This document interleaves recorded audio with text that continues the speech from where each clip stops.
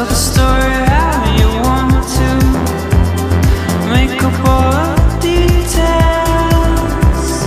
Tell me what feels good. I don't. Jonah Hill has been making quite an appearance in skateboarding recently, especially with his new movie coming out mid-90s, where he teams up with Illegal Civilization, a skate company, a skate group. It's basically a skate team, now actors. And not only that, they're actually in the new show Ballers with The Rock. So they're killing it in that world. There's a lot of similarities between them and maybe the Skate Kitchen. If you guys know anything about that, it's a girl group that does the same thing. So it's basically a skate group that also acts. It's kind of the new wave of skateboarding and finding the peak popularity because the same people tap into music. Nickel isn't technically on Illegal Civ, I don't think. Maybe he is, but he definitely skates with those people. And he also does music, and he's successful in all of it. So Jonah Hill has found this group, and he's made a movie. And he basically stars one of the characters, one of the kids, who is the youngest of the group. It's actually a kid that I've met a few times named Sunny, super good skateboarder.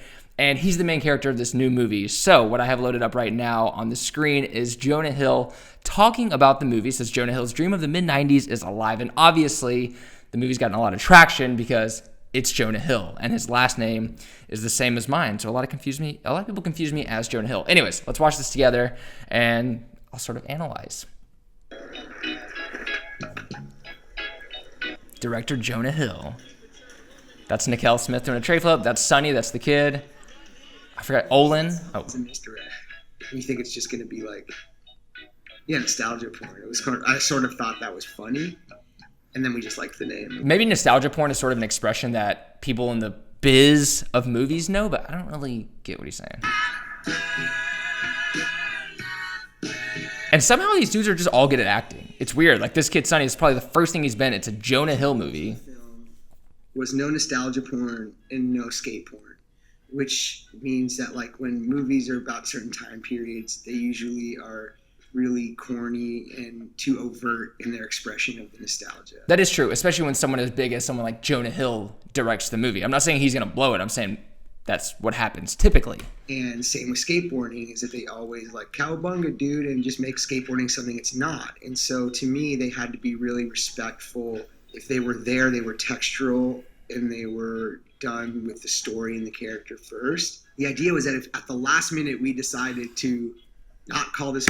Okay, so the idea is that the reason a lot of people are complaining about this situation with Jonah Hill is there is no evidence that he skateboards at all. But of course he can just be a fan of skateboarding. And if he's a popular person, then he can easily be a popular figure in the sport. I mean, most of the most popular skateboarders besides Tony Hawk aren't actually that good at skateboarding. They're definitely not one of the top pros. But now is kind of the case where someone like Jonah Hill, who doesn't have any evidence of actually being into skateboarding realistically, he could be someone who just likes the idea. He could be someone who understands that there's a huge market within skating, especially with companies like Nike and Adidas who buy into skateboarding and basically buy skateboarding. They buy skaters' love and attention.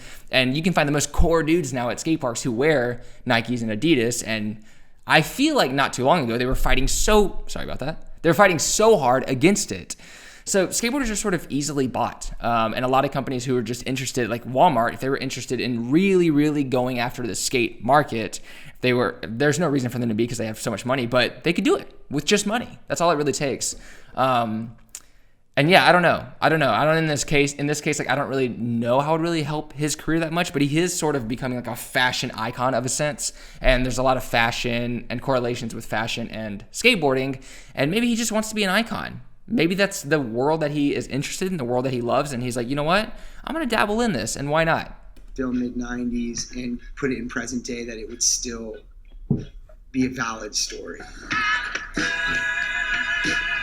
Skating like shit today, man. Looks cool to me. I'm moving. Stevie. The only reason to do it in the 90s, actually, is just because... All right, well, you get it. I don't think we need to watch any more of that. But there's also this video right here. Jonah Hill, like he's had, this is in 2016, where basically he collabed with Palace. But Palace is a huge brand, even outside of skateboarding. And it's funny, my friend Willem is from London, and he was saying that over there, Palace has become so big that it's almost like a cheesy brand. It's almost like the cheesier version of maybe what Rip and Dip is, which I like. I like these companies. I like Palace. I like Rip and Dip. But in a sense, like with core skaters and maybe with like core fashion people, my friend Willem goes to that fashion college in New York, whose name I always forget. Pratt, is that a thing? He says they're kind of cheesy. So Jonah Hill collabed with him 2 years ago, which is insane. What's up? I'm here in sunny London, and right now I'm doing what I always do when I'm here, rolling through the Palace store and just chilling. Palace, man. I love that stuff. I always make sure I come by the store, you know. So it's cool seeing him act in it, at least. Say what's up to the skateboarders. Hella green screen, obviously. Heel flips later. And check out the latest product. That looks chill. You should buy that. And wax, my grap tape, and whatever other truck stuff I need. Hello, skateboard friend. I don't know. It just has this amazing atmosphere. Wow. You want a new board to cruise on? I mean, this is epic, though. This is amazing. The fact that he even cares enough to be sort of associated with it, because Palace isn't supplying Jonah Hill with the kind of money that he would make from a movie like Wolf of Wall Street. He was in that. It's crazy. He was in Superbad. He's in huge movies, and he's done huge things. So the fact that he's tampering in skateboarding, it really isn't necessary for him. Maybe there's some part about it that makes him feel like he's a little more down to earth by being a part of this world that seems down to earth, but it's interesting to see. It's interesting. Yeah, anyways, I'm going to continue watching this because it's not going to be a problem. And you can get some of the fastest wooden decks on the market or off. More important than any of that, they've got these dope new sneakers that they made in collaboration with some sportswear company called Reebok. Sick. Take a look. Wow. These are some of the most beautiful shoes I've ever seen with my eyes. If I had to sum up these bad boys in one sentence, I'd be like, that's crazy. I mean, companies like Palace too, they're willing to take that extra step into doing something creative like that. But he also, okay, so this is the biggest thing, the thing that really shocked a lot of skaters was the fact that he did this Crail Taps mini top 5. And it's an interview where they interview, random people and ask them like a top 5. What's your top 5 favorite this, favorite skate brands, blah, blah, blah. So they did a mini top 5 with Jonah Hill. And the reason is because Crail Tap has Spike Jonze, the guy who won an Academy Award for making the movie Her. He's a lot of filmmakers' favorite filmmaker. He made Where the Wild Things Are, the movie. He's huge. He also has a cameo in Wolf of Wall Street. And him and Jonah Hill are friends. So the fact that Jonah Hill had this interview in 2015 on my birthday, November 10th, isn't that shocking because he probably just asked him, hey, can you help out this company that I work with a lot? Because Spike Jonze also grew up in skateboarding. He grew up in Jackass. He did all this stuff, and then he works really closely with Crail Tap, Girl, Chocolate, all this stuff. So he did this mini top 5 interview, and this is sort of where the controversy began, even though I'm saying that, but if you look at the video, it's got 2,000 likes, only 15 dislikes. So most people definitely appreciated what was said and that. So let's like get an idea of what's going on. I can sort of explain where some of the controversy came from, at least in the core group of skaters who were interested in gossip. His name's too close to mine. specific part because it was too hard. That's the skate shop in New York. Labor Skate Shop. It's right down the street. That's insane. Okay. So I just want to say my favorite skateboarder ever is Chico Brenes. I'm supposed to do top 5 favorite video parts, but I'm going to do more than that because it's just way too hard. I think it would be insane. You can't make this list without putting in Gonz's part in Video Days. Donnie Barley and Welcome to Hell. That video was so crazy when it came out, and I grew up skating in LA, and my skate shop was Hot Rod, and Donnie Barley would come into Hot Rod all the time and skate the courthouse all the time, and he was so cool. And then I remember him talking about this part that was coming out, and then when I saw it, it just floored me. I just thought it was the sickest, most aggressive part ever. He killed it. Rick Howard and Mike Carroll's parts in virtual reality. At that time, I just remember wearing the cassette out because I had it on just all the time. And then Rick singing Here Comes the Sun at the end. So see, this is the thing. Okay, so right there, when he was like, oh yeah, and I wore out the cassette by watching over and over, some part of you starts thinking like, oh, he's joking. Like, he's going so into how much of a skater that he is that clearly he's being sarcastic in some way. And that's what people were thinking at this point. But then he continues and you start getting like, oh, well, if he's joking, then this joke it goes a little too far. I don't think I can make this list without putting Muska on there for sure. And there's a lot of great Muska parts, obviously. It's an awesome list. The one that sticks out to me the most is his Trans World Uno part, him in his Benz, and then he like goes in the phone booth and Clark Kent Supermans it, turns into Muska beats, and then just like starts skating. I loved Muska growing up. Like he was one of my favorites, obviously. I was obsessed with this part was Steve Olson in Rolling Thunder, the Foundation video. I don't know, it was so eccentric. The music he chose, he seemed so eccentric. He had like his long curly hair and the... But like, how does he know so much detail? That's the thing. It's like, would he actually memorize all this to do this video? It seems very unlikely. So he definitely has a lot of knowledge, or I think, of skateboarding. And I knew people like this at our local skate shop who really never skated ever, but they knew more about skating than I did, and I was someone who skated 10 hours a day. And I always thought it was super strange because I'm actually really not knowledgeable when it comes to the minute details of a skateboard. Like, I don't even know what size trucks I skate most of the time. I see it like, anyways. I just asked for 825 trucks. I don't even know, I didn't have a wheel size until like a few years ago. I didn't have a board size like 4 years into skateboarding.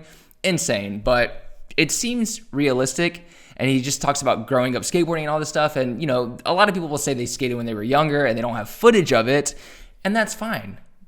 It's just like, I don't know. It's crazy that there's not a single clip of him riding around at all. The big Buddy Holly glasses. But yeah, Steve Olson in Rolling Thunder. Fucking sick part. Stevie Williams in the Chocolate Tour. I'm gonna fast forward. This is why it's messed up. In Gino and Mouse. I grew up skating the Courthouse.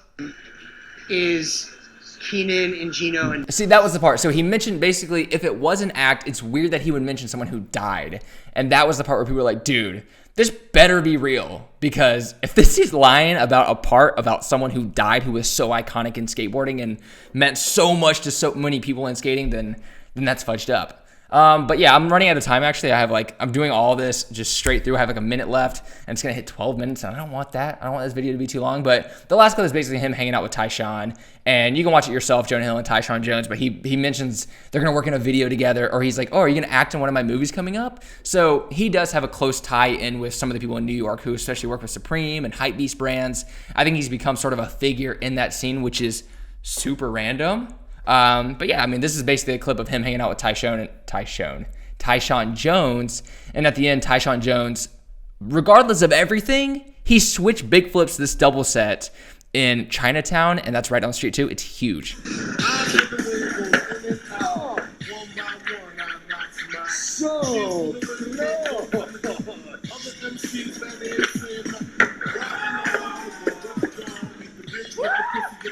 That's crazy. The fact that he did that is insane. And also, I saw Jonah Hill at the Courthouse Ledges in LA, like looking for the set to shoot or whatever. And it was interesting. But yeah, I want to know your opinion. Do you think it's cool that someone like that takes interest in skateboarding, even if they don't really have a history? Oh my gosh, I'm sorry. Even if they don't have a history of skateboarding, do you think that's okay? Oh, fudge. My screen just stopped recording, which is fine because we're done with the video anyways. But yeah, thanks for watching. I want to know your opinion. Let me know if Jonah Hill, if you think it's cool when celebrities come in, because they do grow the sport, right? They make it more popular. The teaser itself for the movie has done super well, so a lot of people are actually seeing at least his perspective of what skateboarding means to him. And I think it's a pretty accurate perspective. And if you watch a lot of other pro skateboarders talk about the movie after the premiere, they mention being that it was like, it's accurate. That it represents their childhood. So let me know what you think, and I'll see you guys next time for another video. Love you so much. Progress daily and keep killing it.